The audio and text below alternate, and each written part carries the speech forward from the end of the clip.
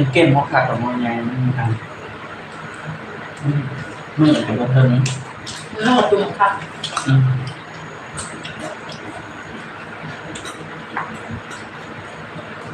มันแบบจนมือของมันอ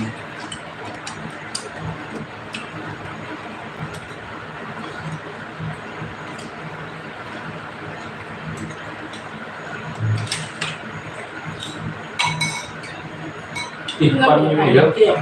ตอนที่อยู่ที่บ้าน แล้วแล้วจับเลย ได้ไหมครับ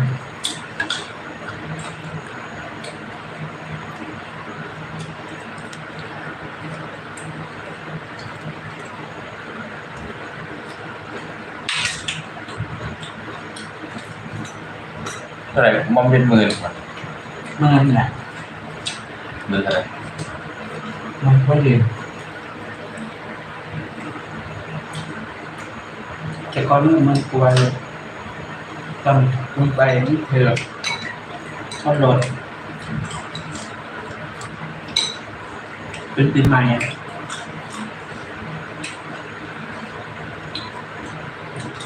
เป็นสื่อสดเป็นไม่ได้พอหรอกเป็นสื่อสด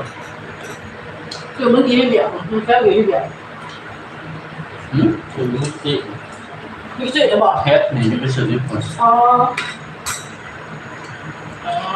เกิดมา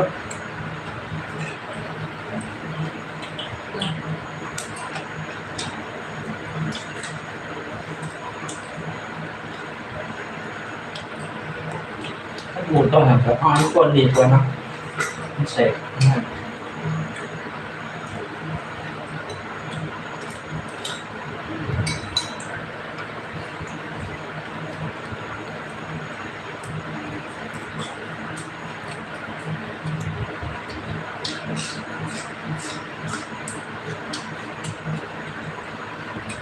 ไอ้คนนี่มันเป็นยังแพงเลยนะตอนนั้นนะ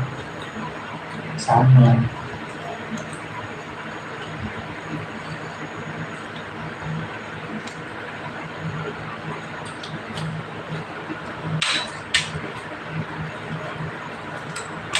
ตอนนี้นักเจ้าสนุก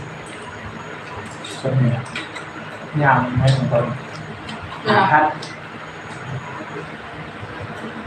ก็คำเนาะ นะครับ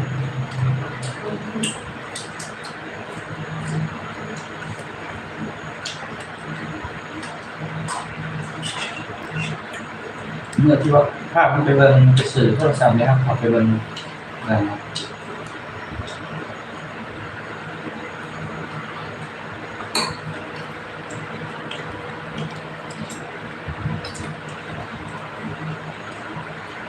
สื่อเสียงตัดต่อคลิปเนี่ยเป็นสื่อ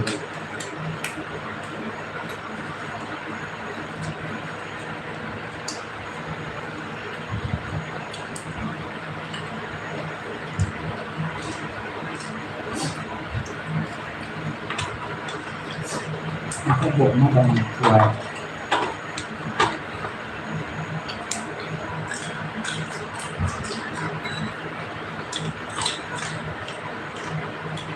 ยูหันแต่ว่าหัวมันนะจะโดนอยู่เลยค่ะมันจุดจิตนะอ๋อ เป็นอย่าง ไม่นะ มุมนี้ ละ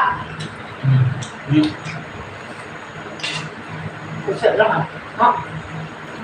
ผ่านแล้วค่ะเอามาผ่าคือความขม